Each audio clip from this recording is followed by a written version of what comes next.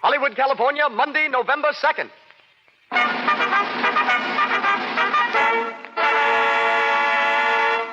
The Lux Radio Theater presents Gary Cooper in The Virginian with Charles Bickford, Helen Mack, and John Howard.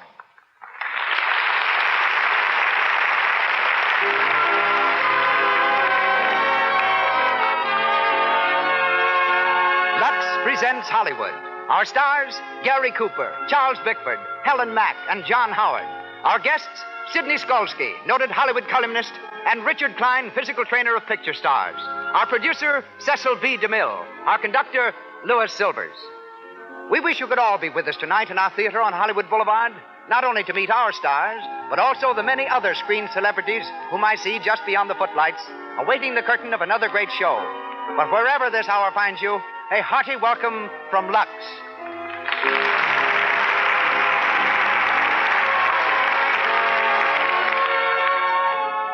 This program comes to you with the good wishes of the makers of Lux Toilet Soap, the soap preferred by 9 out of 10 Hollywood stars, and is yet so inexpensive that every girl can use it every day. Our message is to use all the cosmetics you wish, but remove them thoroughly, the Hollywood way, with Lux Toilet Soap, whose active lather cleanses the pores and keeps your skin soft, smooth, always lovely. Our show opens with word from our producer. Ladies and gentlemen, Mr. Cecil B. DeMille.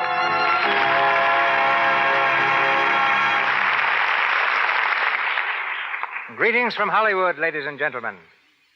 Here in the hometown of movies, we're so used to stars who grit their teeth, clench their fists, and crash their way into the limelight, that a man as shy and human as Gary Cooper is a complete novelty. On a Hollywood soundstage, he's as refreshing as a breeze off the prairie. Last month, the Cheyenne Indians up in Lame Deer, Montana, tried to give him a name. They called Gary Comaced. He was mighty pleased to become a member of the tribe until he discovered that his new name means tall, handsome one. Gary was an unknown actor in westerns when he was called in by the Paramount Studios for a screen test. Entering the room, he faced an office filled with producers and executives. The long young man from Montana looked at the expressionless faces, swallowed hard, smiled feebly, and bolted for the door. But his personality clicked. They gave him an important role in Wings, and Gary's been soaring steadily upward ever since. I welcome him tonight as a fine actor, a sincere co-worker, a fearless man, and a close friend. Charles Bickford is also a most welcome addition to our cast. Charlie left the stage to work for me in Dynamite, my first talking film, and has appeared in 4 of my pictures since, including The Plainsman. Charlie's no mean antagonist as a villain. In fact, it took an African lion to put him in the hospital. He will be heard tonight in the role of Krampus. Our leading lady is Helen Mack, who has been on stage and screen since childhood, and is one of the most unspoiled young actresses in Hollywood. She is heard as Molly Wood. The role of Steve is played by John Howard, co-star of the film Valiant is the Word for Carrie. And now, up with the curtain, as the Lux Radio Theater presents The Virginian, written by Owen Wister, starring Gary Cooper with Charles Bickford, Helen Mack, and John Howard.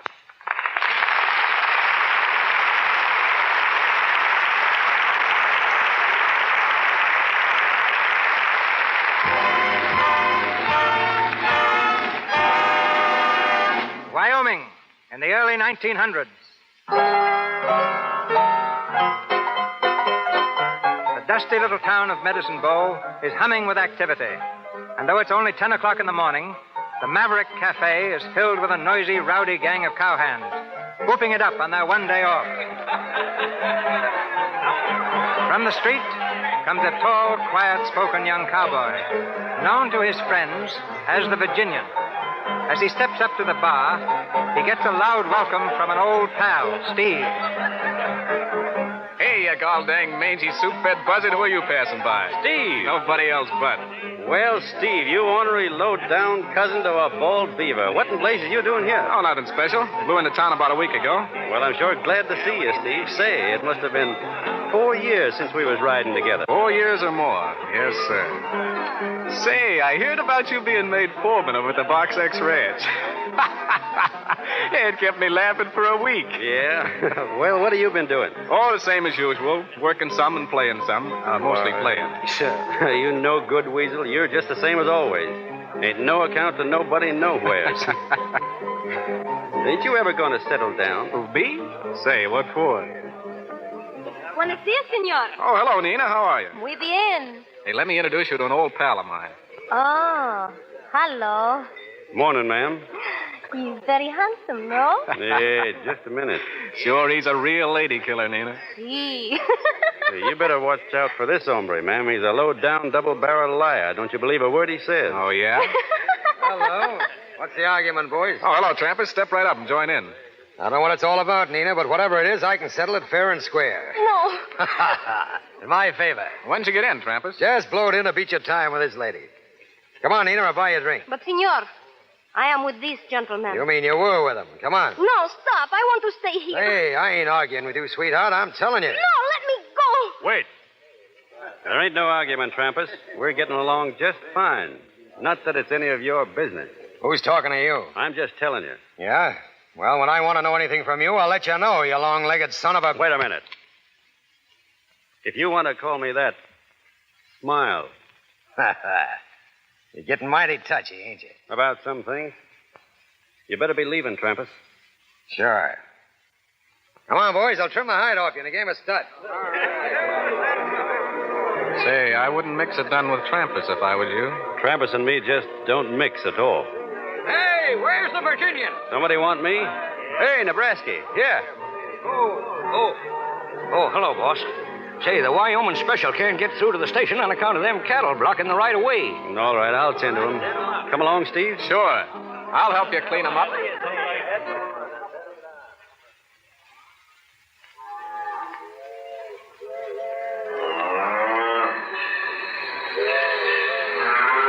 Get up there. Get on. Hey, head them this way. All right, Nebraska, show 'em along. Oh, get along there, you. Get along here. Well, I guess that fixes it. Thanks, Steve. Well, look at who's here. Where? That girl over there. Just got off the train, I reckon. Hey, she sure is a fine-looking female. Yeah, I'd kind of like to make her acquaintance. I seen her first, Steve. Hey, what's the matter with her? Yeah, she's backing up like a scared calf. Hey, look at her. She's scared of that milk cow down there. Hey, ma'am, that cow won't hurt you none. Wait, Steve. I'll go and rescue the fair lady. Rescue her? From what, a moo cow? Don't stop me now. Oh, get away. Get away, please. Oh, get away, I said. Ho, ho. Get out of here. Get out of here, you ornery devil. Go on. Go on, get out of here. Well, the critter's gone, ma'am. I reckon you're safe now. Oh, thank you so much. It's a mighty lucky thing I happened along. A wild steer is an awful ornery critter. Oh, it did frighten me, just for a moment. If that steer had seen you face to face just like I'm doing now, ma'am, he couldn't have been so mean. Oh, thank you. I reckon you're the new waitress at the Lone Star Hotel. Oh, no, I'm a teacher. Oh, the new school, ma'am? That's right. I've come all the way from Vermont. Well, that sure is fine. Well, thank you again for rescuing me. Oh, that's all right. Any time at all. Mister. Huh? What's the matter, little girl? Did you see my bossy? Bossy? What? Why, no. She's my milking cow. I was leading her home and she ran away. And I can't find... Oh, there she is. Bossy, here, girl, here, bossy. Oh, so that's your wild steer, a milking cow. Well, you see, ma'am... Thank you so much, Mr. Cowboy. It was so brave of you to rescue me from Bossy. Well, look, ma'am, it was like this. Don't you think you'd better go and rescue that little girl? I'm sure she'd be quite impressed. But if you tried to make a fool of her, she'd probably slap your face. Good morning. Good morning, ma'am. I'm sure sorry it wasn't a real steer.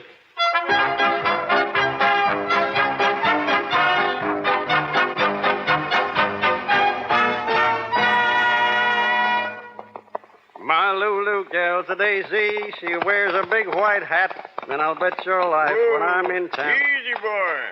Who's that, the Virginian? That's right, Judge. I thought I recognized you. The doc, I wasn't sure. On your way to that welcoming party they gave him for the new schoolma'am, I suppose. That's where I'm heading, Judge. Me, too. They say she's a mighty pretty girl. Yeah, she sure is. Say, the Valley Ranchers had another meeting this afternoon. About rustlers? Yeah. The patience is plumb give out. I tell you, the country's going to the dogs when it pays a man better to steal than to work. It ain't everybody that's stealing cattle, Judge. Some is, and it's up to us to find 'em out. You know, Judge, I got an idea that ain't going to be so awful hard once we set our minds to it. What do you mean? You got any suspicions? Maybe. Who? Well, it's only a suspicion, Judge. Cattle rustling's a nasty thing to pin on a man unless you got proof. Tell me who it is. I'll get the proof. No, I reckon I'll wait a while, and if I was you, Judge, I wouldn't say nothing about it at the welcoming party. No use spoiling the schoolma'am's first social gathering.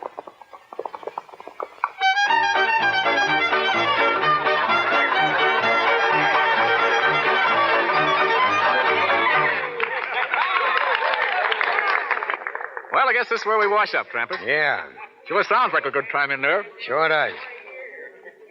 Say, Steve, Yeah? about what I was saying before. You ought to get smart.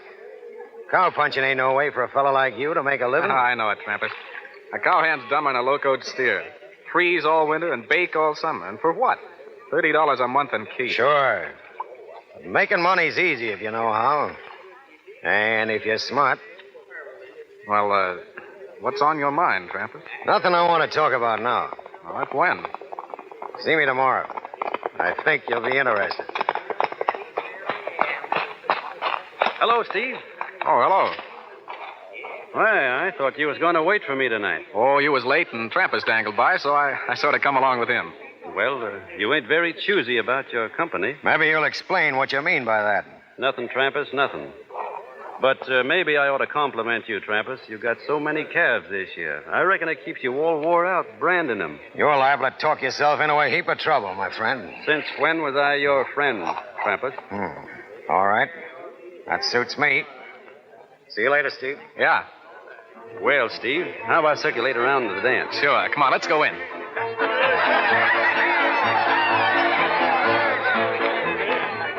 Hey, there's your new school mom over there. Yeah. Hey, she looks mighty pretty in her Vermont dress, don't she? Say, she'd look good in an Indian squaw blanket. Well, here goes, Steve. You gonna ask her for a dance? And I'm going to get it. Evening, ma'am. Oh, good evening. Would you care to try a turn at dancing? Huh? I said, would you care Yes, to... I hear you. You're from Virginia, aren't you? Yes, ma'am. That is, I was born there. I always thought that Southerners had such good manners. That's correct, ma'am. Leastways, they should have. Well, in New England, where I came from, a man always asked to be introduced to a lady before he asked her to dance. I ask your pardon, ma'am. Will you excuse me for a minute? Certainly. Thank you, ma'am. Hey, Shorty. Yeah? Come here. Yeah, what do you want? You know the new school, ma'am? Know her? Sure, I know her. Well, I want you to introduce me. Formal-like. Sure. Yeah, come on over. Thanks, Shorty. Oh, Miss Wood. Yes? Miss Wood, I'd like to present an old friend of mine to you. We calls him the Virginian. Very pleased to meet you, ma'am. Oh, yes. You're the gallant young man who rescued me from the tame cow. What's that? Tame cow? It's all right, Shorty. I'll see you tomorrow. Huh? Oh, yeah. Yeah. Well, so long, boys. Well, Well, would you like to dance, ma'am, or should we sit down? thank you. I am a little tired. I'd rather talk than dance. Can't talk and dance at the same time anyway. Shall we go outside? Very well. This way, ma'am.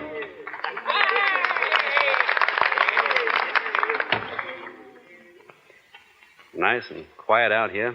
Yes, isn't it? Yeah, sure is.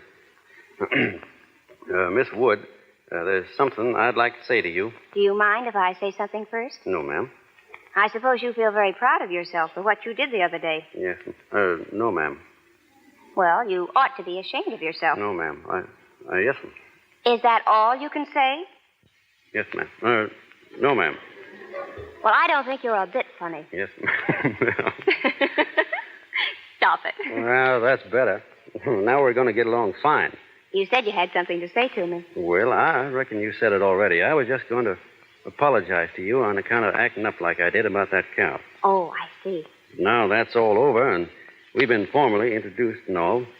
I'd like very much to go riding with you someday. Oh, would you? Yes, ma'am. You ain't afraid of me, are you? Oh, why should I be? No reason at all. I'm as gentle as a plow horse.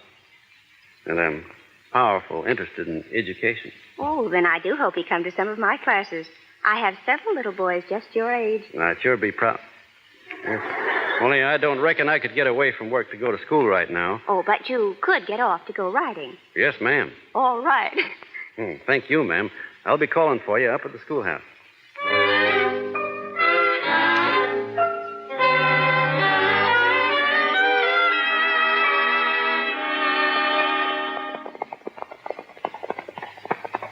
Well, how do you like the new horse? Oh, she's marvelous. What's her name? Oh, what are you laughing at? Well, her name is Sir Henry, but I call him Hank for short. Well, he's a nice horse. You want to get off here for a while? All right. Easy now. There you are. Oh, thanks. Oh, it was wonderful to ride out here. I love it more every day we come. I reckon I do, too. Never noticed the country much before, but coming out this way with you all the time, I like it fine. You haven't told me about that book I lent you last week. Did you finish it? That Romeo and Juliet? Yes, ma'am, I finished it. Don't tell me you didn't like it. Well, I ain't read any poetry before, but as soon as I get the hang of it, it'll be as easy as reading the patent medicine catalog. Didn't you like the story? Well, they raised a mighty strange breed of men in them days, but in some respects, this Romeo was a pretty good hombre. Oh, indeed. Just a pretty good hombre. Yes'm. He had his enemies and he killed them. Shows he wasn't no coward and proves he was quick on the draw. Why, you approve of killing your enemies? An No. eye for an eye? No. Not if there's an honorable way out, no, ma'am. But them enemies was particular ornery. They had it coming to 'em. Well, what else? What didn't you like about Romeo? I didn't like him in that balcony scene. The balcony scene? Why, that's the most famous scene in the play. Maybe so, but not for me. What's his idea in traipsing up and down a rope ladder, anyhow? Why didn't he go in through the front door? Don't you understand? Their families were enemies. But traipsing up a ladder, that ain't my idea of a real man. Well, what would you do? Go in and kill her father? That would be nice. No, I wouldn't have killed him, but I'd have had a showdown with him, man to man, and if he was too stubborn to call off that fool feud, I'd have grabbed Juliet right off that balcony and married her. That was just what he was planning to do. Yeah, I know, but he couldn't stop playing actor on that balcony. Wasted so much valuable time, he got them both killed. What would you have done? Well, I ain't no Romeo, but if I loved a gal and wanted her, I wouldn't fritter away the time on no rope ladder making up poetry. Well, what would you do? I'll show you. I'll just take her like this. Let me go. Stop it. Stop. Oh, There, that's what I'd do. you're just as sure of yourself as ever, aren't you? Molly, don't play act with me. We don't fool each other. We ain't on no balcony. Molly, don't you think the spring is the prettiest time of the year to be married? I don't want to be married. Oh, Molly. Well, not yet, anyhow. I've got my school, and I'm just getting started, and Teaching school. That ain't no woman's job in life. it's mine. Oh, I like you, and I admire you, but I'm not sure of myself yet. This country's so new and strange. I feel like an alien, an outsider. Oh, I don't know how to explain it, but I just feel that I'm, well, different. Women are funny, Molly. I don't understand them. Well, I'm glad you think you don't. What was that? Sounds like a calf bawling. I better find out what the trouble is. I'll go with you. No, you better stay here. I'll be right back. Come on, boy.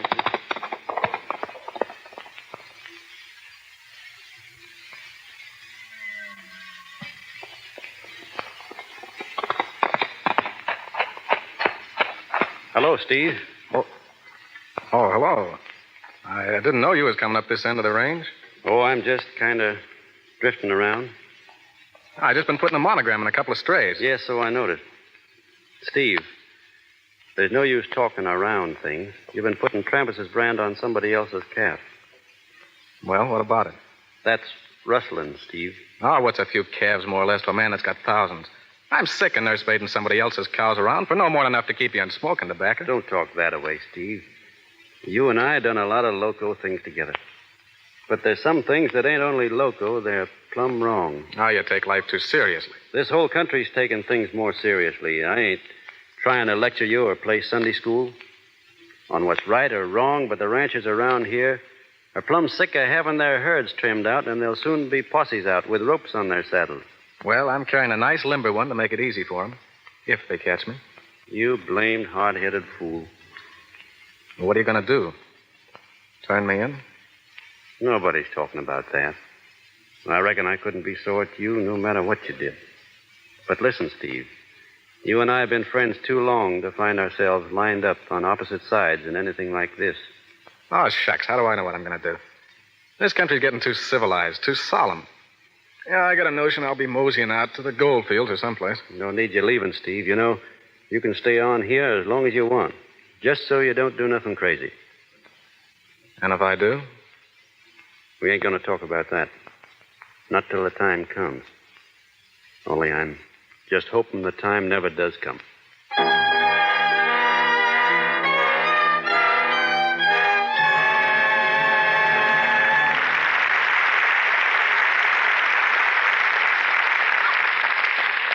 Gary Cooper will be back in just a few moments to continue the story of the Virginian. But now, let's go to the airport in Burbank, out beyond the huge Warner Brothers studio. And as the 5:30 plane takes off for New York, in the crowd are two girls. Let's listen. That must be a pretty important letter, all right, that we should drive way out from Hollywood just to send it off in the 5:30 plane. Is it important? It's an airmail special delivery to Bill Butler. Oh. Anyway, I think it's fun to see planes off.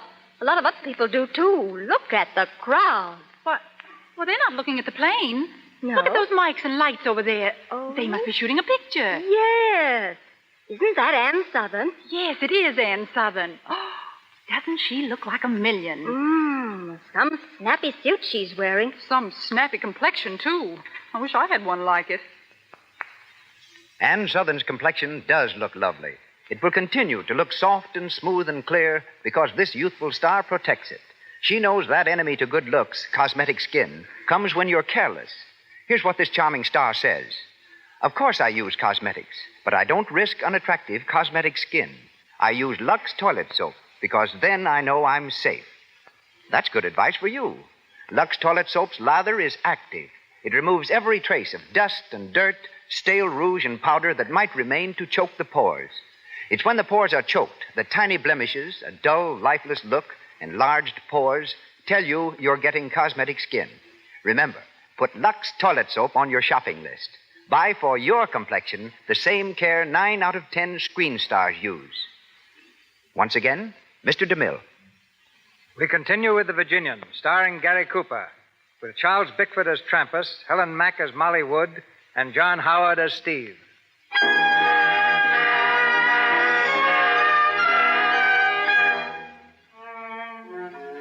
Several weeks have passed since the Virginian warned Steve against rustling cattle, but the warning went unheeded. We find Steve now with Trampas and 2 other men engaged in running a herd. It's late at night, and they've made camp in a rugged hideaway deep in the hill country. Trampas, squatting beside the fire, gloats over their victory. Not so bad, eh, boys? 300 head of cattle worth more than 75 apiece. Better than herding for a living, ain't it, Steve? Say, I'm still herding them cows. We've been running them and running them hard all day long. This ain't no picnic at all. You'll have your picnic, Steve, when we cash in on them. Hey, Pedro. Yeah? Put another stick on the fire. Yeah, wait a minute, Trampas. I'd let that fire be. It's big enough now. If anyone's following us, they'll see it sure as shooting. What's eating you, Jim? Getting scared? Well, ain't no use asking for trouble. Let the fire alone. Hey, listen. When I want a fire, I'm going to have it. If there's anybody following us, there's 40 miles back, cooling their heels. Yeah, hunting for cow tracks underwater. Well, I'm going to dangle down the ravine and see how Greasy's getting along. Night herding them critters. Right back, Steve. All right. Listen, what's that? Ain't you never heard cattle before, Jim? It sounded like they was being disturbed or something. Calm down, boy. You're all on edge. Sure, everything is all right. Yeah? Maybe. But I'll be glad when we get rid of them cows, I'll tell you that. What if they do catch us? You can only die once. Yeah, what's life anyway? A few winters waiting for spring, a few summers wishing they'd last, and then your little 6x3, 6 feet under the ground, that's all. Might as well be now as later. Well, that ain't the way I feel about it. I ain't itching to die just yet. Ah, come on, let's think of something cheerful. Sure, we sing something to cheer you up. Now, boy, Pedro, make it low and sweet. Cuando sale de la baña, valga mi Dios.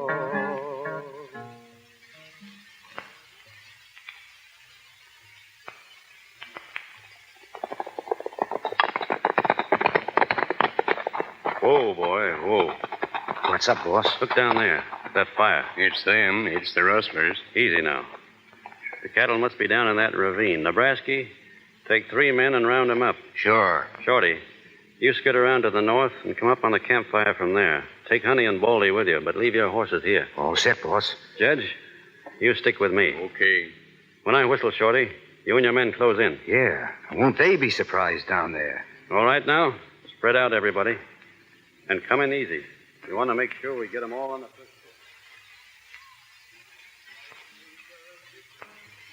floor. Ay, tu dami amor, ay, que verte conmigo, Chanita, a donde vivo yo.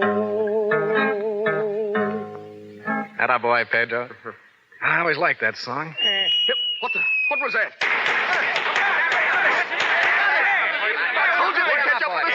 I told you they would. Get their guns, boys. We got him, boss. All right, now stay right where you are. ¿Cómo estamos? Where are your calling cards, boys? Thanks for the ditty, Pedro. It was real entertaining. Hello, Steve. Hello. I was afraid I'd find you here. Yeah? I warned you, Steve. Sure, it's all right. Well, where's Trampas? Trampas? Oh, he ain't here. Me and Pedro and Jim were hunting by ourselves this trip. With 5 cups over there on the rock, you must have been drinking with a cup in each hand. Hey, boss. Boss. Oh, here. Say, we got the cattle all right, but whoever was at night herding them ducked. We'll get them later. What do we do now, boss? I say string them up. That goes for me, too. Now, wait a minute. You got anything to say, Steve? Well, I guess not. You're sure of that? Yeah. All right, boys. You know what to do. Sure we do. Let's have your rope, Shorty. Now, there's a good tree right over there. No, I don't want to die. I don't want to die, sir. But I tell you, I don't want to die. Shut up, Jim. You gotta take your medicine graceful. Well, come on, boys. I guess we're all set.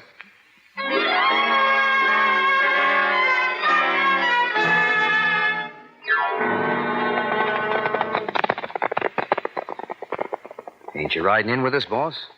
No.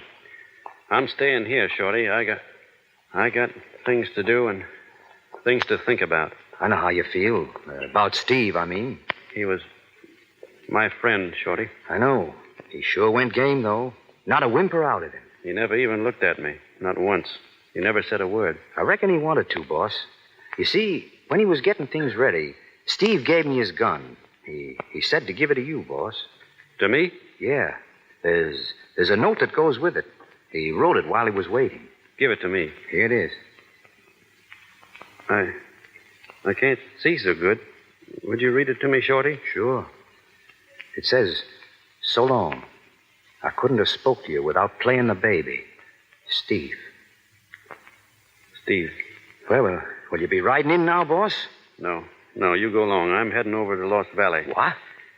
I got things to do. I got a hunch that Trampas went that way. I'm going after him.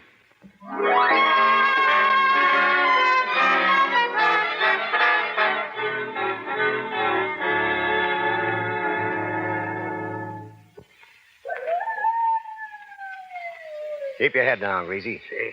Be sun up soon. I ain't taking no chances of being spotted. We gotta get away from here. They hung Pedro and Steve and Jim.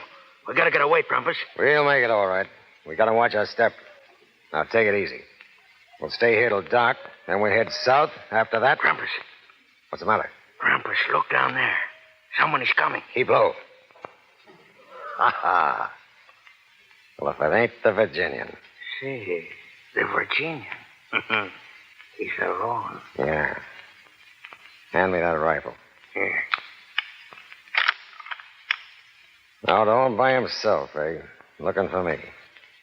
Well, he's looking for the last time. You hit him. He's down. Come on, Greasy. I reckon we can start moving now.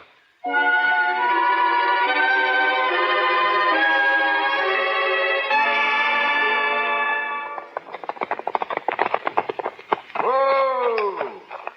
Hello, Nebraska. How's the Virginian? Well, he's still unconscious, but the doc says he's out of danger. Did you bring the medicine? Yeah, here it is. Say, you know the Virginian ought to be in a hospital. A schoolmarm's house ain't no place for him. Well, what'd they fetch him here for, anyway? Well, they didn't fetch him.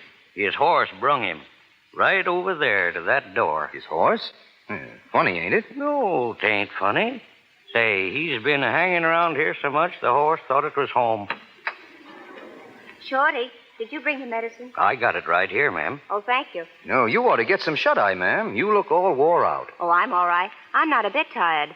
Anyway, there's too much to do. You're sure taking good care of him, ma'am. As long as he gets well, that's all that counts. Yes, ma'am. Oh, Nebraska, I meant to ask you. Have you seen Steve around? Steve? Why, ma'am, Steve... No, ma'am. We ain't seen Steve lately. You see, he don't work for the Box H no more. Oh, I thought it was funny he hadn't come around. Well, if you see him, tell him his gun is here. The Virginian had it with him that night. Yes, ma'am. Yes, I sure will tell him. That is, if I runs across him. Thank you. Excuse me, boys. Say, don't she know Steve was... Shh. I meant to warn you about that. She don't know a thing. Thought it might be better if we didn't say nothing. Yeah, sure. Yeah, she ain't used to things like that yet. She knew Steve pretty well. She'd be pretty upset if she knew the Virginian had a hand in on it.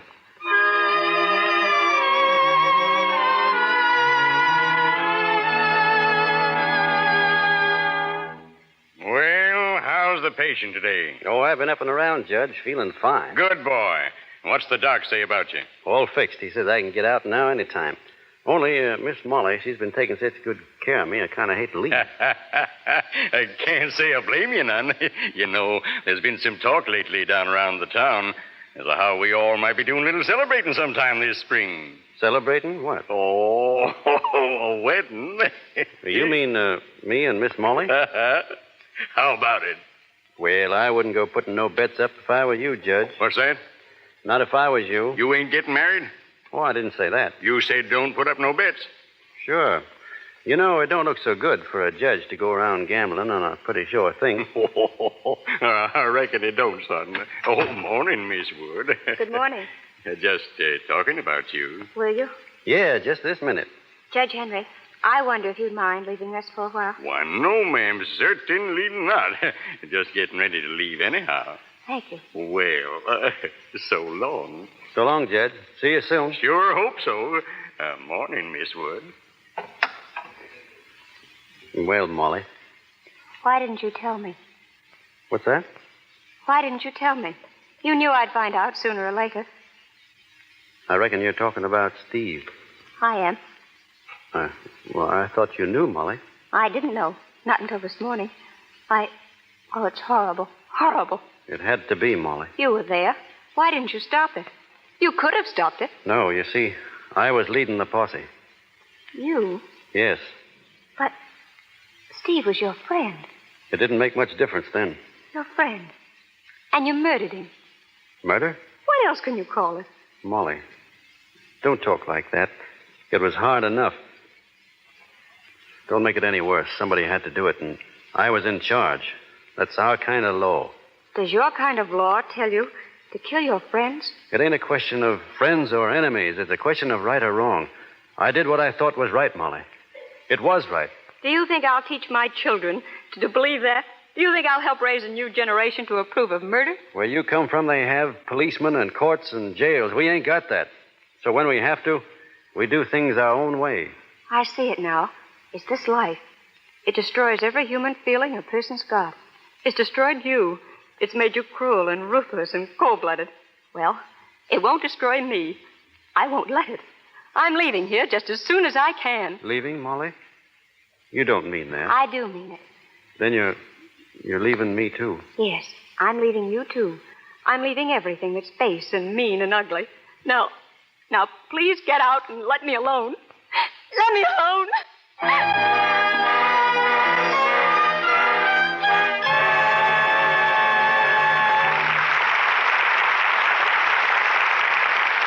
We pause for station identification. This is the Columbia Broadcasting System.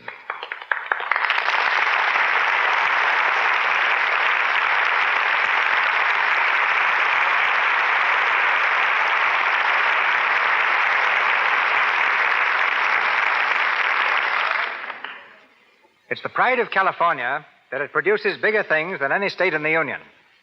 Hence, it was with consternation that California learned some 30 years ago that a baby had been born in Maine, weighing 16.5 pounds. His precocious muscles rivaled those of the mythical stonecrusher, Paul Bunyan. There's a legend back in Maine that when his mother took the heavyweight infant for his first ride in a perambulator, the baby leaped from the carriage and, bowing gracefully, said, "Come on, Moore, you get in and let me push." That may be a tall story, but I can vouch for the fact that he was a United States Marine when only 14 years old, and 3 years later was a strong man in vaudeville. Today, California at last claims him, not only as physical director of Paramount Studios and a radio physical trainer, but as a singer and little theater actor as well. Ladies and gentlemen, Richard Klein.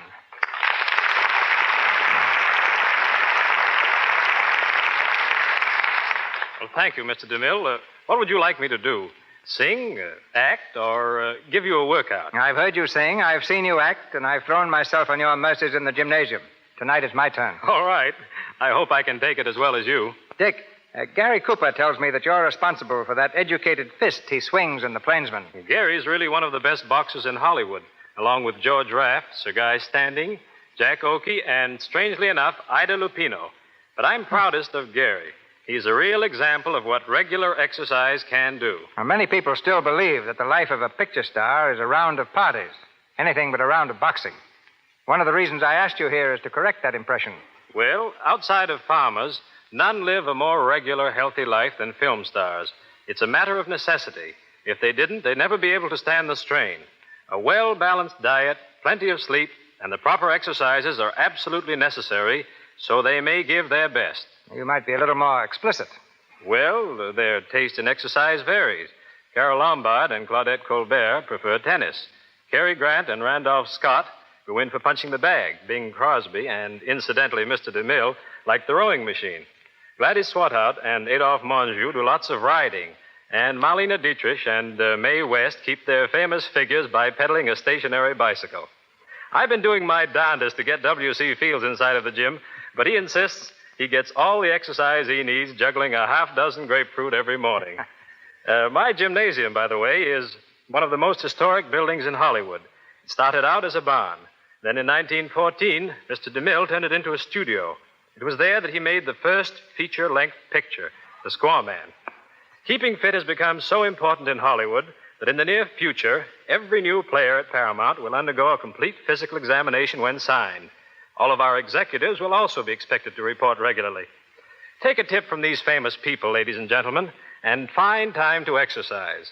I guarantee you'll be amazed at how much more work you'll be able to accomplish, how much better you'll feel. Do your exercising where you can step into a shower immediately after. And if you want to get the ultimate good from both exercise and shower, my advice is to use Lux toilet soap. I believe in physical culture of the skin as well as the rest of the body. It's part of my business to know what's best for a healthy skin. Lux never leaves the skin dry, as many soaps do. It has a pleasant aroma, and its cleansing qualities are distinctly superior. You can be pretty certain that when the stars go for something the way they do for Lux soap, it must be good. And thank you, Mr. DeMille, and so long. Good night, Prodigy.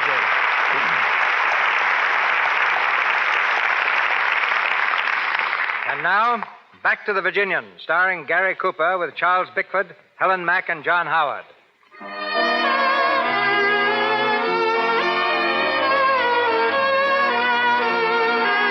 It's several days later. In the corral at the Box H Ranch, we find the Virginian saddling his horse. Strolling up to the gate comes Molly Wood. She stands for a moment watching him, then speaks timidly. Good morning. Molly. Good morning, ma'am. May I come in? It'll be a pleasure to have you, ma'am. Oh, thank you. You see, I didn't leave after all. Yes, ma'am. I changed my mind. I'm going to stay. Are you? Well, aren't you glad? That all depends. You see, folks has to be made for this country. It's rough, and it's wild, and it takes a strong stomach to stand for some of the things that go on out here. If you can't stand it, it's best not to stay at all. You think I'm a weakling, don't you? No, ma'am. I just don't think you understand our side of it. Perhaps not, but I've decided to try. I've been doing a lot of thinking since the other day. I've looked around me at people like Judge Henry and Shorty and Nebraska and their wives. People like that can't all be wrong. They're kind and good. Yes, ma'am, they are. But they don't ever let themselves forget the reason they're here. They're building a new country, ma'am. It's a big job. I know, and that's why I'm staying. I want to help. We sure need it, ma'am. Any help at all, and yours will be right welcome. Thank you. And now will you forgive me for what I said to you? Forgive you? Well, that's easy. And will everything be just as it was between you and me? That's up to you, Molly. I want it to be. I've been wanting it, too. Oh, darling.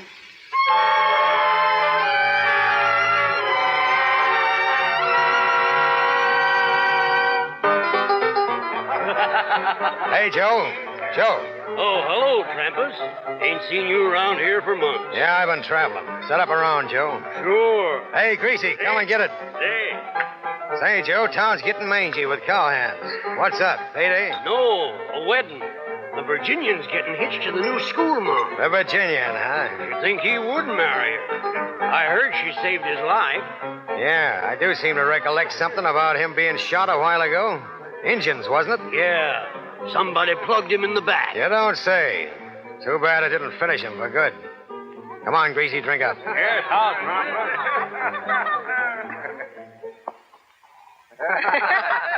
Oh, boys. Hey, when's the wedding, Miss Molly? Yeah, when's the big event? Speak up, boss. It ain't going to be till tomorrow, so you can stop pestering right now, you bunch of mangy mavericks. Say, Miss Molly, do you mind if we borrow him for a spell? Well, can I trust you? Oh, we'll all be very good. Pretty good. Not too good. Which is the honest man? Not one of them. Well, all right. I'll trust all of you. You can borrow him, but not for too long. That's fine. Now, come on. Go on ahead, boys. I'll meet you in a couple of minutes. Yeah, see you over at Joe's place, boys. Right, boys. You don't mind me going with him, do you, honey? Well, of course not. The boys have their rights to you just as much as I have. I won't be long, anyhow. We'll have plenty of time alone where we're going. We'll travel west till we find just the place we want to make our home. I hope you'll never be sorry. I hope I'll always be able to make you happy. And to keep you happy. That's going to be my main aim in life. Oh, I love you. Well, you better run along now. The boys are waiting for you. Come on, boys. One more round. Yeah, come on. Take it easy, boys. I got to get married tomorrow. Set him up, Joe. Sure. Say, there's a friend of yours in town. Yeah? Yeah. Fella named Trampus. Trampus? Did he mention he was a friend of mine? He said plenty about you. All lit up and talking big. Said he'd drop in again in case there's any interest to you. Well, it ain't. I think he's looking for trouble myself. Wouldn't it be just too bad if he found it? Say, boss, we'll take this thing off your hands if you want. Yes, and save you the trouble. Just say the word. Any or all of us. No, thanks, boys. This is a matter between us two. I'm only hoping he don't drift around. Yeah, but a fella don't get married every day. That's just it. You've got to think of her. Who else am I thinking of? Come on, boys. Step right up and name it. There he is, boss, coming in the door. Well, look who's here. Joe, your place getting sort of crummy, ain't it? Never used to let mangy foreman hang around. Shut up, Krampus. Easy, Shorty. It's all right. Set him up, Joe. Sure. You know, Gracie, it seems to me I heard of a fella around here who got shot in the back. Well, so far as I know, the only way that can happen to a fella is when he's running away. She running away. Let me handle this, will you, boss? No. I don't want no trouble, Nebraska. I'm sick of this palavering around. Listen here, you. You speaking to me, Trampus? Yes, you. You've been spreading a lot of talk around about my dealing in cattle. I'm having a showdown with you here and now. Trampus, I'm trying not to have any trouble with you just now. Yeah, you've been dodging it for 5 years. You've been talking plenty trouble to keep out of my way. But I got you corralled now, and I'm calling your hand. All right, what have you got? I've got the belief you're a lying, white-livered skunk. This country ain't big enough to hold the two of us. And I'm giving you till sundown to get out of town. It's too bad you had to say that, Trampus. Get out. Get out by sundown, or I'll shoot you on sight. Come on, Greasy, let's get out of here. Boys, I'd like you to oblige me in this by not interfering. Sure, we understand. Sundown. That's less than a half an hour now. You're going to tell Miss Molly? Not till it's over. She wouldn't understand about this. She's She's raised different. Well, we won't say nothing, boss. I got Steve's gun over at the hotel. I reckon that'd be the one to use. I'll go over now and fetch it.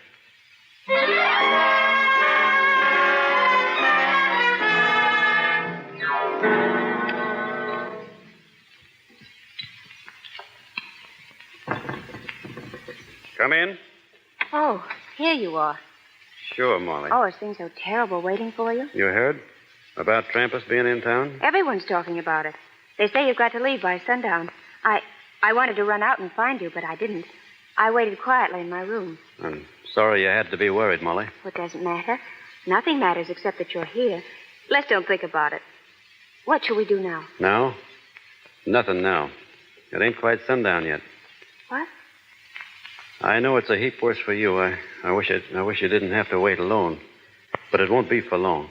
Why, what do you mean? I did my best. I let him say things to me no man ever said before. If I hadn't been thinking hard of you, I reckon I'd have killed him then. I gave him a chance to quit, but he'd gone too far. It'll have to go on now. What are you going to do? I'm not going to let him shoot me. But we can go away. It's not too late. You can go away and leave him here. I've got to stay. Oh, no, there must be something else. There must be. Why, think what it means, killing in cold blood. You don't think I want to do this? Oh, I tried to forgive the other killing, those cattle thieves and Steve. I forced myself to think of it as you did, law and order. But this isn't the same. You don't have to do this. If folks came to think me a coward, I couldn't look 'em in the eye ever again, or you either. Well, that's just pride. I don't know what you call it, but it's something in the feelings of a man deep down inside. Something a man can't go back on. If anybody happened to say I was a thief, I couldn't let 'em go on saying it. It wouldn't matter what other people thought, but I'd have to know inside of me that I thought enough of my own honesty to fight for it. Then it's to be like this always. When will it ever end? There'll always be killing to do until this country ain't a meeting place for men like Trampas. Then think of us. Our life together. That's what I am thinking of. Your life has always been your own. I But can't- now it isn't. You've given it to me. Don't take it away. I can't think of that now. If you do this, there'll be no tomorrow for you and me. I'm sorry, Molly. It's got to be done. Oh, no, don't go. Come back. Please come back. You can't leave me like this. You can't leave me.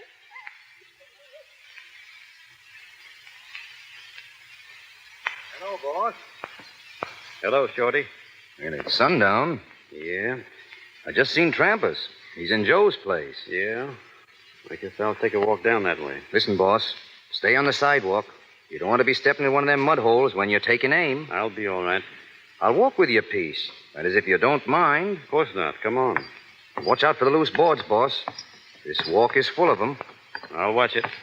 You feel all right? Fine. We're all with you, boss. I know it. There he is. Just coming out the door. He sees you, boss. Yeah. I'll go on from here alone, Shorty. Sure, boss, and lots of luck. Thanks.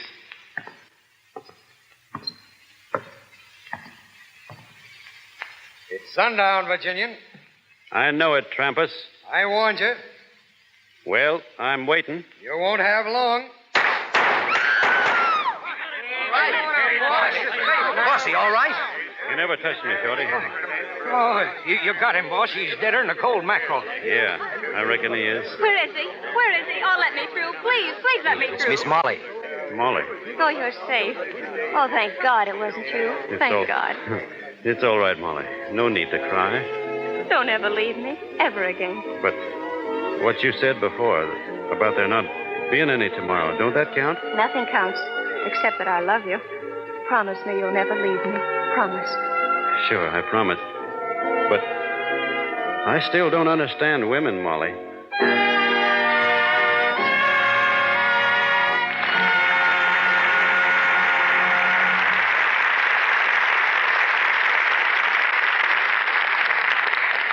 We take our leave of the Virginian, but not of Gary Cooper and Helen Mack, who come back to the microphone a little later. Activities of the motion picture world draw more newspaper men to Hollywood than national affairs draw to Washington. Outstanding among them is Sidney Skolsky, whose column Hollywood appears daily in the New York News and in many other papers here and abroad.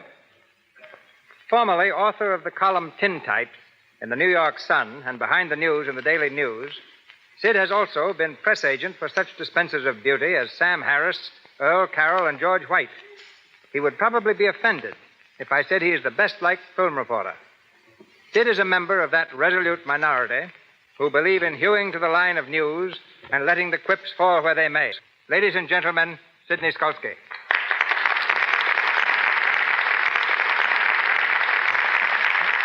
When you call me that, partner, smile. Well, how are you, Skolsky? I've got myself exactly where you want me. You'll never get there, Skolsky. I mean, I'm as nervous here as I make you when I visit your movie set. Well, you look like one of my pictures. 4 frightened people. All 4 of them. I sound like a straight man, and when a columnist goes straight, that's something. That'll be enough, Skolsky. Get on with your Hollywood wash. Pretty subtle. Nobody'd ever think you were talking about Lux. Can you do better? Well, I don't use publicity blurbs in my column, and I don't intend to start with this program. But I can truthfully say I've seen Lux soap in homes of movie stars that I've visited. And I don't believe actresses keep Lux around for the same reason they keep emeralds. Well, now that you're here, make the worst of it. Don't worry, I will. Hollywood is a place where Kay Francis now keeps her diary in shorthand, where Gloria Swanson has 8 photographs in her bedroom of Gloria Swanson. It is a town where you need an umbrella to walk through a mist. It is a town where you, Herbert, leaving a party, said to the hostess, "I had a lovely evening, but this wasn't it." Where Francis X. Bushman, who was once the Clark Gable and Robert Taylor of his day, now owns a hamburger stand opposite the 20th Century Fox studio and is still serving his public. But don't get me wrong, I love Hollywood. Hollywood is a place where Victor McLaughlin, playing a scene for his picture, The Magnificent Brute, was told to run up a flight of stairs and then fall when the villain fired the first shot from his gun. McLaughlin failed to do this. And when asked why by the director, Victor answered, "I'm McLaughlin. It takes more than one shot to get me." It is a town where Simone doesn't pull down the shades in her apartment, and rents have gone up in that neighborhood. But don't get me wrong, I love Hollywood. Hollywood is a place where Douglas Fairbanks has his name written on the bands of the cigars he gives you. It's a town where you can drive into a drive-in stand and bring home a cake of ice wrapped in cellophane. Where the first thing Robert Taylor had to do to be a picture star was to pluck his eyebrows. Where at the preview of the picture Pigskin Parade, they had a scene showing girls going to Yale. But don't get me wrong, I love Hollywood. Hollywood is a place where Ginger Rogers, for a wild evening, goes bowling with James Stewart on Wilshire Boulevard. Where John Barrymore gives a great performance, ordering a cup of coffee in the Brown Derby. It is a town where Director Van Dyke, making the flicker Eskimo, took artificial snow to the Arctic. Where Gene Harlow wears a mink coat, and with nothing underneath it but a pair of silk pajamas. Where Gene Fowler now signs his letters, Gene Fowler, author of Jack London's White Fang. But don't get me wrong, I love Hollywood. Hollywood is a place where Charlie Chaplin keeps a huge dictionary in his bathroom. Where Garbo and Rex O'Malley, doing a dance in Camille, fell to the floor. O'Malley helped Garbo up and, rather embarrassed, said to Greta, "Oh, dear, how could I have tripped over your tiny little feet?" It is a town where Joseph von Sternberg raised a beard, and when asked why, answered, "I'm tired of looking at my face, and I'm not the only one." But don't get me wrong, I love Hollywood. Hollywood is a place where Carol Lombard can be seen reading a story in a fan magazine titled Clark Gable's Romantic Flight. It is a town where Irving Berlin, at a party, asked what song the feller at the piano was playing, only to be told it was Alexander's Ragtime Band. Where Ted Healy asked his stooge, Jimmy Brewster, "Who do you think will get in, Roosevelt or Landon?" And Brewster answered, "What's the matter with the guy we got in there now?" But don't get me wrong, I love Hollywood, and always will as long as it supplies such good copy. Good night. Thank you. Good night, Sid. We bring back the Virginian, Gary Cooper, and the schoolma'am, Helen Mack. Thank you, Mr. DeMille. The only thing I missed tonight was seeing Gary ride a horse as he does when he really gets out in the open. Well, riding's nothing extra special, Helen. Back home in Montana, we learn to ride 'em most when we're kids. When most kids, rather, are pushing a kiddie car. I guess I cut my first teeth on saddle leather. Is that why you picked Gary for the part of Wild Bill Hickok in The Plainsman, Mr. DeMille? Partly, Helen. Actually, he's a perfect portrait of Hickok in look, size, and manner. Then there's a similarity between the Virginian and Wild Bill. The Virginian is the ideal American character in romance, short on speech and long on action. And Wild Bill Hickok is the ideal American character and fact. Hickok was not a bad man. He was a patriot. Well, then how did he get such a reputation as a killer? Well, he's supposed to have killed between 60 and 100 men, not counting Indians. And nobody counted Indians in those days. Oh, they were just used for practice. Probably. The fact is, Hickok killed only in defense of law and order, and as he said himself back in the 1870s, there's no Sunday west of Junction City, no law west of Hayes City, and no God west of Carson City. It was to change all this, to bring respect of law to the West, that Hickok devoted his life, finally losing it when shot by Jack McCall, who killed him for the strangest reason ever heard, because he admired him so much. I guess it's because all this is true that I got such a kick out of making the picture. It was real. Including the danger. In riding between two horses to escape an Indian ambush, I think you did something many stars would have avoided. However, that was in the script. What wasn't in the script was your stopping the 6 horses that stampeded across the prairie, running away with the stagecoach. Well, after all, I had to stop them. The one they were running away with was me. Well, while you were running away with the picture, I hope we'll soon have another picture for you to steal. When Gary steals a picture or a broadcast, it's really grand larceny. Oh, Helen. As far as I'm concerned, I wish this program could go on for another 60 minutes. Anything after your performance tonight, Helen, would be an anticlimax.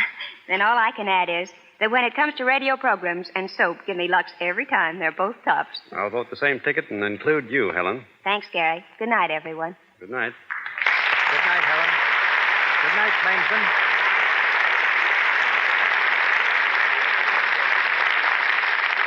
Of the thousands of stories that relate the adventures of a modern Robin Hood, none has won such enduring popularity as Alias Jimmy Valentine, which comes to us next Monday night with Pat O'Brien in the title role. With Pat are 3 other Hollywood stars, Madge Evans, Alan Jenkins, and William Frawley.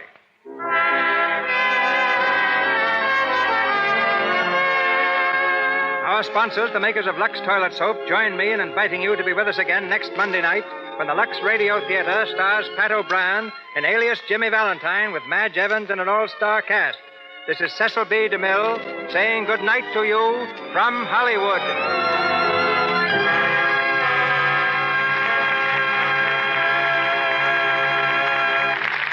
Your announcer has been Melville Ruick. This is the Columbia Broadcasting System.